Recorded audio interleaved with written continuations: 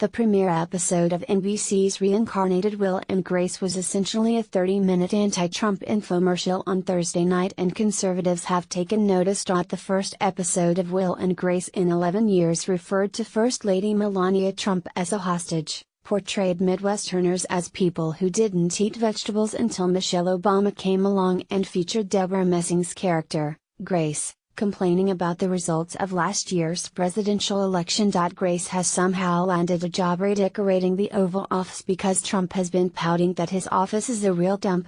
After a subtle jab that Melania wouldn't hire anyone for the job who is pretty enough to attract the president, Grace and her assistant headed to the White House, where the show mocked Kellyanne Conway's infamous couch photo and President Ronald Reagan's Alzheimer's disease. Grace is told Trump wants the Oval Office to look like he's there from time to time, another obvious shot. People magazine even published a list of all the times the show ripped Trump. The premiere episode did well in the ratings department, with 10.2 million viewers tuning in, making it the most watched scripted show on television Thursday night.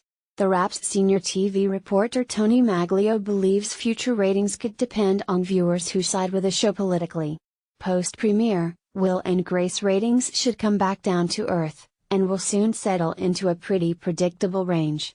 The return was an event that had the nostalgia factor going for it, plenty of promotion and generally favorable reviews, Maglio told Fox News.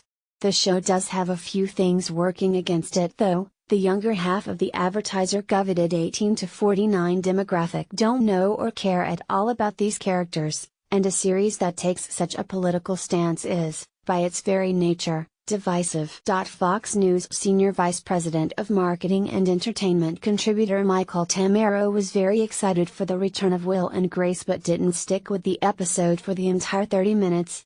It was a very important show, as someone who is gay and married.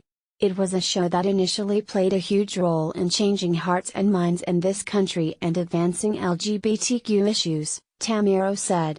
I expected some anti-Republican, anti-Trump lines, but I did not expect every single line to be some sort of jab. Tamero said the show is on broadcast for a reason, broad being the key word, as networks typically try to reach the largest possible audience. He can't predict if the show's political views will hurt viewership. I think it could. I think it will probably hurt the show, he said. In Hollywood, we're seeing a lot of people center-right are turning off and tuning out. Conservatives viewers took to Twitter to react, with many noting that they wouldn't tune in again because they were offended by the show's politics. One viewer asked, why alienate a large part of America? Another viewer tweeted that Will and Grace used to be a good show but is now simply a tool for hate, and dubbed it Will and Disgrace. The Media Research Center's TV reporter Amelia Hamilton blasted the episode, calling the storyline a lazy way to take shots at the president for the entire length of the show, and said it was embarrassing. Hollywood still hasn't realized that shows like this do nothing but help Donald Trump, Hamilton wrote. When will Hollywood learn that they're basically running his re-election campaign by doing this? Ironically, Will and Grace creators David Cohen and Max Muchnick told The Hollywood Reporter they only agreed to a reunion because former NBC Entertainment president Jeff Zucker isn't involved anymore, since he is now the president of the liberal network CNN Worldwide. Zucker was the only reason we had a problem at NBC, Muchnick said.